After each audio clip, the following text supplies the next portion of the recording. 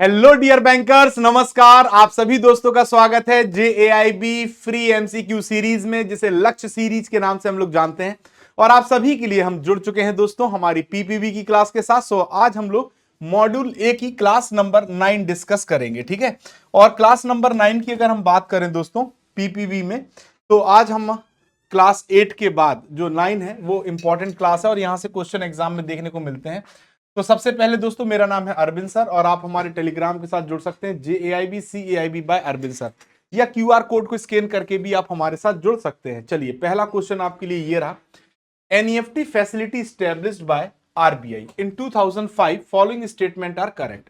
तो NEFT के regarding आपको बताना इनमें से कौन सा स्टेटमेंट करेक्ट है जिस फैसिलिटी को रिजर्व बैंक ऑफ इंडिया ने 2005 में इंट्रोड्यूस किया था। पहला स्टेटमेंट कहता है कि NEFT is a secure and trusted national wide inter bank electronic fund transfer system. The beneficiary account is credited with few hours of making the remittance. NEFT operate on a deferred net settlement basis, settling transaction in batches. Fund not refunded for not credit situation. तो अब देखो इनका कहना क्या क्या, पहले समझो। पहला ये कह रहे हैं कि NEFT एक सिक्योर और trusted national wide inter bank, यानी एक बैंक से आप दूसरे बैंक में या एक बैंक के अकाउंट से दूसरे बैंक के अकाउंट में पैसा ट्रांसफर करते हैं तो सुरक्षित पहुंच जाएगा। दूसरा कहा जाता है कि बेनिफिशियरी, यानी जिस व्यक्ति के खाते में आप पैसा भेज रहे हैं उस व्यक्ति के खाते में पैसा पहुंच जाएगा कुछ ही घंटों में, ठीक है। फिर इन्होंने कहा है कि जो NEFT है वो DNS deferred net settlement basis के आधार पर ट्रांसफर किया जाता है और जो पैसा सेटलमेंट होता है वो बैचेस में होता है, ठीक है। चौथा कह रहे हैं कि fund not refunded for not credit situation, यानी ए ने अगर बी को पैसा भेजा और बी के अकाउंट में अगर नहीं पहुंचा तो ये पैसा ए को रिफंड नहीं होगा। तो ये स्टेटमेंट तो शुद्ध गलत है। अब आपके पास जो तीन स्टेटमेंट बचे, ये पहला, दूसरा और तीसरा, ये तीनों स्टेटमेंट ही आपके क्या है, करेक्ट हैं। तीनों स्टेटमेंट करेक्ट हैं, तो आपका आंसर क्या हो जाएगा, बी हो जाएगा, ठीक है। अब NEFT होता क्या है पहले समझो। रिजर्व बैंक ऑफ इंडिया के द्वारा सेंट्रलाइज पेमेंट सिस्टम, सेंट्रलाइज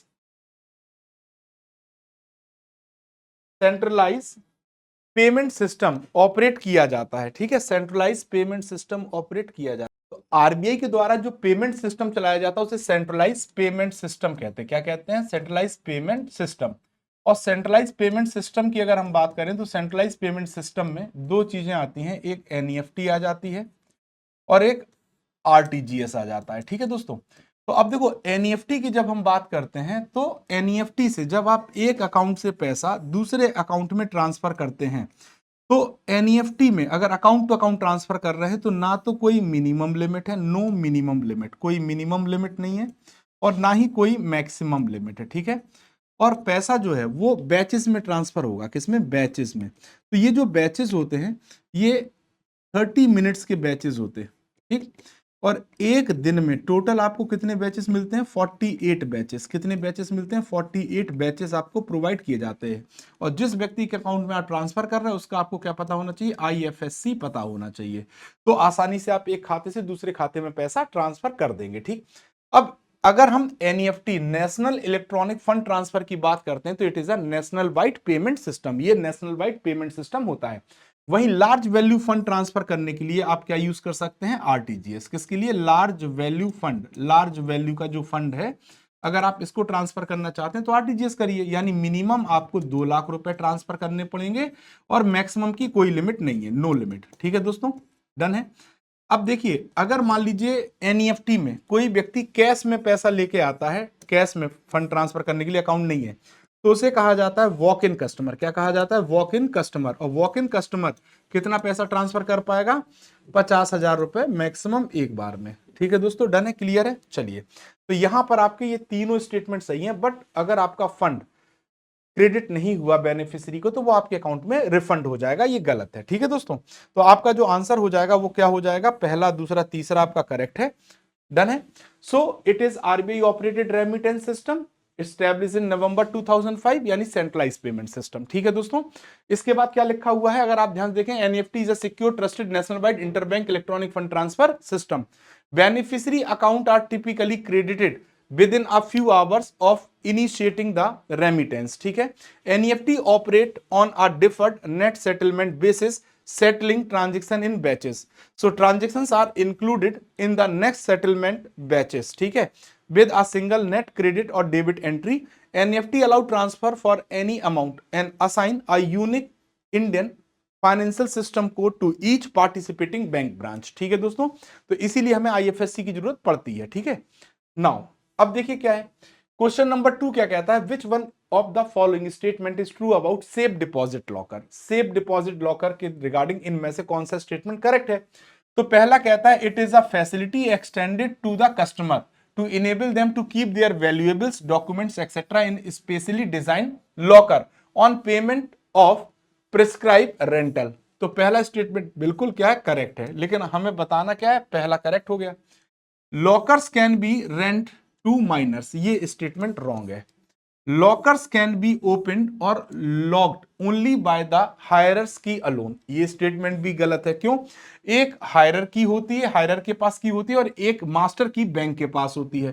तो यहां पे आपका जो आंसर होगा वो क्या हो जाएगा, सिर्फ ए इज द करेक्ट आंसर। यहां पे सिर्फ ओनली एक ही स्टेटमेंट करेक्ट है, वो है ए। ठीक है दोस्तों, सो सेफ डिपॉजिट लॉकर की जब हम बात करते हैं तो safe deposit locker facility extend की जाती है कस्टमर्स को, जिसमें वो अपने वैल्यूएबल्स, डॉक्यूमेंट्स एक्सेट्रा को रख पाते हैं स्पेशली डिजाइन लॉकर में, और इसके लिए उनको प्रिस्क्राइब रेंटल पे करना होता है बैंक को। ठीक है, कस्टमर बैंक को पे करेगा।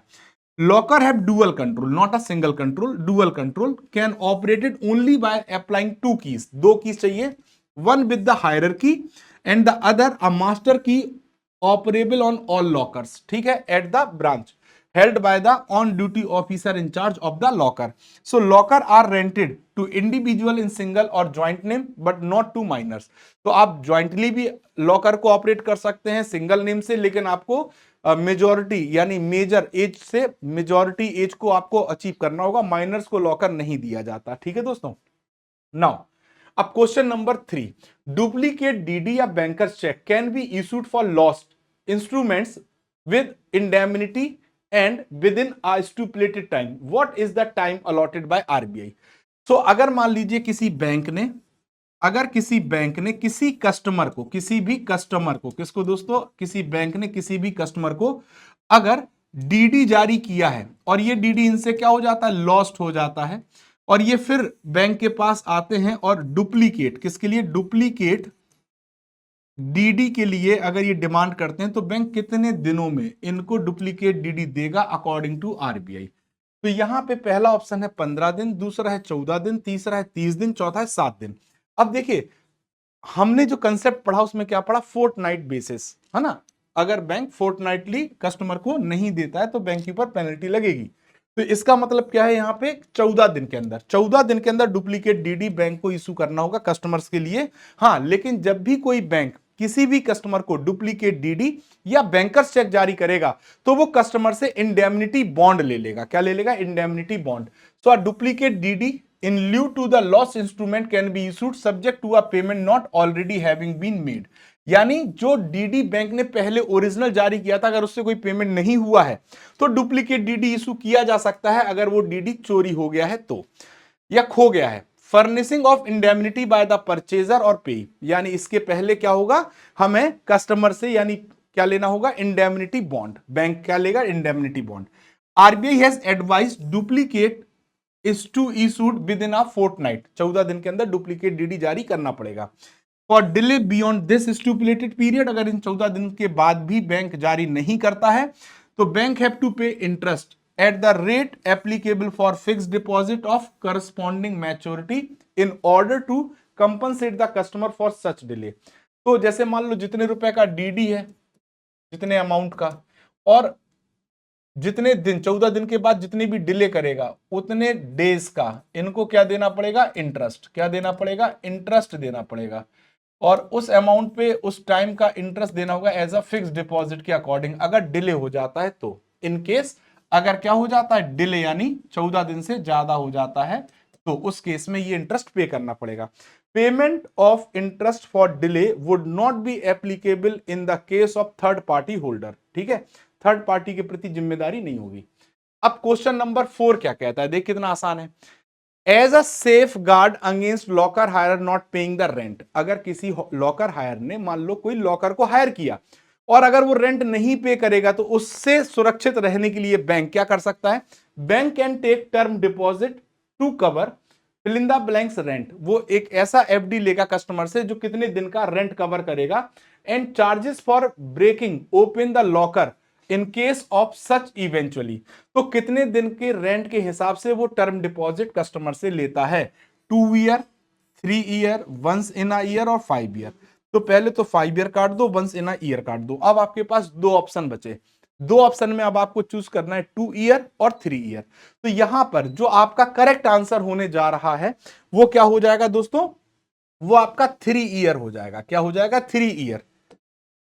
3 ईयर के डिपॉजिट के आधार पे आपसे क्या ले लिया जाएगा, 3 ईयर के रेंट के आधार पे, 3 ईयर के रेंट के आधार पे आपसे क्या ले लिया जाएगा, टर्म डिपॉजिट बैंक ले लेगा। क्या ले लेगा, टर्म डिपॉजिट बैंक ले लेगा। ठीक है दोस्तों, अगर आपको लॉकर देगा तो as a safeguard against the locker hirer not paying the rent. अगर कोई लॉकर हायरर रेंट पे नहीं करता है तो उससे बचाव के लिए बैंक क्या करेगा, bank can take term deposit to cover the 3 year rent. ऐसा टर्म डिपॉजिट लेगा जिसमें कम से कम 3 साल का रेंट कवर हो जाए, and charges for breaking open the locker in case of such eventually. तो वो चार्जेस भी इसमें कवर हो जाएंगे कि अगर धोखे से उनको लॉकर को ब्रेक करना पड़ा तो उसका खर्चा भी यहां से बच जाए। The term deposit shall not be instead upon from the existing locker holder और those who have satisfactory operative account. तो ऐसे लोग जो सैटिस्फैक्टरी अकाउंट को ऑपरेट कर रहे हैं, है ना, या जो एग्जिस्टिंग लॉकर है, उनसे ये नहीं मांगी जाएगी। Packaging of allotment of locker facility will be term deposit beyond specially permitted is a restrictive practice. ठीक है दोस्तों, होगा वो क्या कहेगा, which statement is not correct, which statement is not correct regarding strong room और वॉल्ट। ठीक है, तो पहला स्टेटमेंट है कि the area housing locker facility should be properly secured to prevent criminal break ins. तो आपका जो एरिया है वो क्या होना चाहिए, प्रॉपरली सिक्योर होना चाहिए। The assessment of risk someone getting unauthorized access to a locker should be recorded in writing or mitigate the measure। अगर कोई unauthorized access करता है तो उसको आपको रिकॉर्ड करना होगा रिटन में, और आपको मिटिगेट करने होंगे ऐसे मेजर्स जिससे उसे अडॉप्ट किया गया है। Locker room should have double entry exit point, और the entry and exit strong room and common area of operation should be covered under CCTV camera and the recording be preserved for at least 90 days। पहला और दूसरा statement correct है, dual entry नहीं single entry होनी चाहिए। क्या होना चाहिए, सिंगल एंट्री सिस्टम होना चाहिए। और दूसरा जो रिकॉर्डिंग है वो आपकी कितनी होनी चाहिए, 180 दिन। कितनी होनी चाहिए, 180 डेज तक आपको प्रिजर्व करके रखनी होगी। तो आपका जो आंसर हो जाएगा वो क्या हो जाएगा, बी, पहला और दूसरा आपका करेक्ट आंसर हो जाएगा, और तीसरा चौथा आपका गलत हो जाएगा। तीसरा चौथा गलत है। ठीक है, तो कैसे, इंफ्रास्ट्रक्चर एंड सिक्योरिटी की बात करें तो सबसे पहले बात करेंगे स्ट्रॉन्ग रूम और वॉल्ट की। So the area housing locker facility should be properly secure to prevent criminal break ins. An assessment, hello, an assessment of the risk of the someone getting unauthorise access. अगर कोई unauthorized access को करता है तो locker room में, तो should be recorded in writing. आपको लिखित में उसको रिकॉर्ड करना है और वो मेजर्स लेने जिससे ऐसा दोबारा ना हो, मिटिगेट किया जा सके ऐसे स्टेप्स को। Locker room should have single entry system, ना कि डबल। ठीक है, entry and exit strong room common area of operation should be covered under CCTV camera and the recording be preserve for at least 180 days. ठीक है, तो इसलिए आपका तीसरा और चौथा क्या हो जाएगा, गलत हो जाएगा। अब अगला क्वेश्चन आपका क्या कहता है, नेक्स्ट क्वेश्चन क्या कहता है, नेक्स्ट क्वेश्चन कहता है under nomination facility which is correct regarding the claim settlement on death of a customer. अगर किसी कस्टमर की डेथ हो जाती है तो नॉमिनेशन फैसिलिटी के तहत कौन सा स्टेटमेंट करेक्ट है। 45ZC से 45ZF of the banking regulation act deal with the nomination facility. Claim in respect of disease locker hirer should be settled and content of the locker release within maximum 15 days from the date of the receipt of the claim. ठीक है, तो death होने के बाद date of the receipt of the claim, जो date पे claim आया है उसके 15 दिन के अंदर सेटलमेंट करना है। In case one of the joint hirer of the locker under joint operation with nominee register dies, the bank shall allow the liberty to survivor only to access the locker and remove content after an inventory is taken। ठीक है, तो अब आपके पास ये तीन statement दिए गए हैं। कितने स्टेटमेंट दिए गए हैं? तीन। अब आपको यहां बताना है कि कौन कौन सा स्टेटमेंट करेक्ट है। तो देखो, पहला तो सही है कि जो नॉमिनेशन फैसिलिटी को इंट्रोड्यूस किया गया वो 45ZC से 45ZF के बीच में किया गया, बैंकिंग रेगुलेशन एक्ट 1949। और यहां पे जो क्लेम है वो 15 दिन के अंदर सेटल्ड होगा, ये भी सही है। बट जो तीसरा स्टेटमेंट है वो करेक्ट नहीं है। क्यों नहीं है करेक्ट, बता देते हैं। सबसे पहले इन्होंने लिखा क्या है, इन्होंने लिखा क्या है, सॉरी यहां पे आ जाइए। इन्होंने लिखा क्या, in case one of the joint hirer, अब जो कोई ज्वाइंट उत्तराधिकारी है, of the locker under joint operation with nominee registered, अगर डाई खत्म हो जाता है तो बैंक अलाउ नहीं कर सकता है लिबर्टी के सर्वाइवर पूरा एक्सेस कर ले। ठीक है दोस्तों, ठीक है, इसलिए स्टेटमेंट गलत है। अब question number 6, the portfolio management service in the broader sense means advising for a fee in deployment of surplus fund in portable channel at the risk and responsibility of the owner of the fund. तो find the correct regarding PMS. जो portfolio management service होती है वो broader sense में advice किया जाता है फी in deployment of surplus fund. तो इनका कहना क्या है कि जो भी फंड इन्वेस्टमेंट किया जाएगा सरप्लस फंड, उसके लिए वो क्या ली जाएगी, फीस, एडवाइजिंग की फीस ली जाएगी, है ना। इन प्रॉफिटेबल चैनल, प्रॉफिटेबल चैनल में वो पैसा लगाया जाएगा eight the risk and responsibility of the owner. तो यहां पे जो लगा रहा पैसा उसका नहीं है, जो सलाह दे रहा उसका रिस्क नहीं है, रिस्क किसका होगा, ओनर का। तो अब आपको पीएमएस के रिगार्डिंग करेक्ट स्टेटमेंट बताना है। PMS service are provided at the customers risk without guaranteeing them a predetermined return, correct statement है। The services are for long term investable fund, minimum period should be 3 years, 3 साल होना चाहिए। The transaction should be booked at market rate only. अब देखो यहां पे आपका कोई दो स्टेटमेंट ही सही होगा, कोई दो स्टेटमेंट ही सही होगा, और उन दो स्टेटमेंट में पहला और तीसरा स्टेटमेंट सही है और दूसरा स्टेटमेंट गलत है। क्यों? लॉन्ग टर्म इन्वेस्टमेंट जो फंड है वो मिनिमम 1 ईयर के लिए, कम से कम 1 साल के लिए आपको इन्वेस्ट करना है, ना कि 3 साल। तो यहां पे जो आपका आंसर होगा वो क्या हो जाएगा दोस्तों, आंसर क्या हो जाएगा, ओनली ए में क्या क्या आंसर हो जाएगा, आंसर क्या क्या हो जाएगा, पहला और तीसरा। अब देखो क्यों दूसरा गलत है, मैंने आपको बता दिया, 1 साल मिनिमम आपको निवेश करना है, वो कितने साल का होना चाहिए, 3 की जगह क्या होना चाहिए था, 1 ईयर। क्या होना चाहिए था, 1 ईयर होता, तो आपके ऑल आर करेक्ट हो जाते। क्या हो जाते, all are correct. Question number 7, for the purpose of undertaking government agency business approval is required from Reserve Bank of India only, Ministry of Finance only, Controller general of account CGA, ठीक है दोस्तों, and also from department of government and bank account RBI और SEBI. तो अब देखो यहां पे अगर आप ध्यान से देखोगे तो क्या क्या आ रहा है, सबसे पहले सीजी आ रहा है ना, finance department of the state government आ रहा है अगर स्टेट गवर्नमेंट की बात है, और department of government and RBI account DGBA का नाम आ रहा है आरबीआई। तो अब देखो यहां पे जो सबसे सटीक आंसर है वो यही है, क्योंकि यहां पे सभी चीजें कवर हो जा रही हैं। तो आपका जो आंसर होगा, अगर कोई भी एजेंसी बिजनेस का मतलब है जो गवर्नमेंट के पार्ट पे, गवर्नमेंट के लिए जो बैंक ऑफर करता है सर्विसेज, है ना, सर्विसेज जैसे पेंशन वगैरह सब कुछ सर्विसेज ऑफर करता है, तो उसको हम कहते हैं गवर्नमेंट एजेंसी। गवर्नमेंट के एजेंट के तौर पे जब बैंक काम करता है गवर्नमेंट बिजनेस में, तो उसे गवर्नमेंट एजेंसी बिजनेस कहा जाता है। और controller general of account CGA the central government की तरफ से, finance department of the state government की तरफ से, और from department of government and bank account DGBA RBI की तरफ से, इन तीन का अप्रूवल चाहिए होता है। So all public sector bank and 19 private bank are eligible to government business as a agency of RBI. ठीक है दोस्तों, समझ में आ रहा, ये हम लोग एंसिलरी सर्विसेज पढ़ रहे हैं। Implementation of electronic benefit transfer scheme is meant for which of the following type of customer? So आपको इलेक्ट्रॉनिक जो बेनिफिट ट्रांसफर स्कीम है ये किन प्रकार के कस्टमर्स की ईबीटी लाया गया है, पेंशनर्स के लिए, लो वैल्यू अकाउंट्स के लिए, हाई नेटवर्थ इंडिविजुअल के लिए, डिसेबल्ड पर्सन के लिए।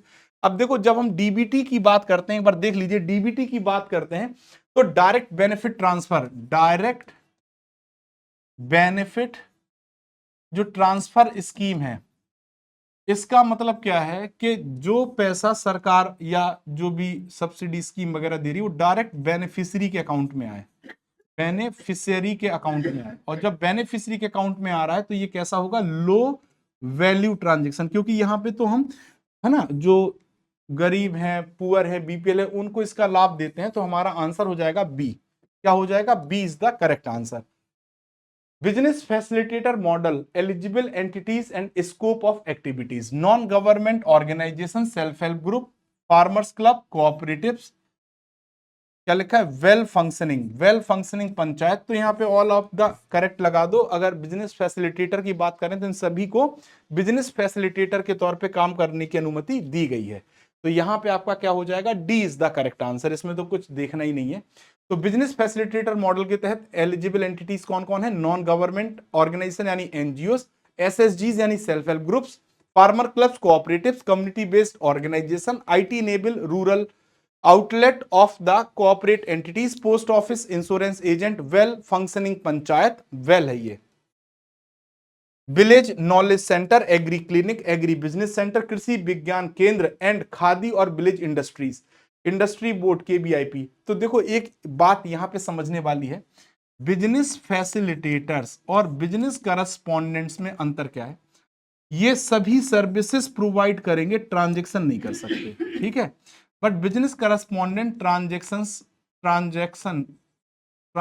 को भी परफॉर्म कर सकता है, प्लस सर्विसेज भी प्रोवाइड करता है। तो यहां पे इसलिए ये ब्रॉड कंसेप्ट हो जाता है, ठीक है दोस्तों। डन है, क्लियर है। Now question number 10, the objective of payment bank are to further financial inclusion by providing.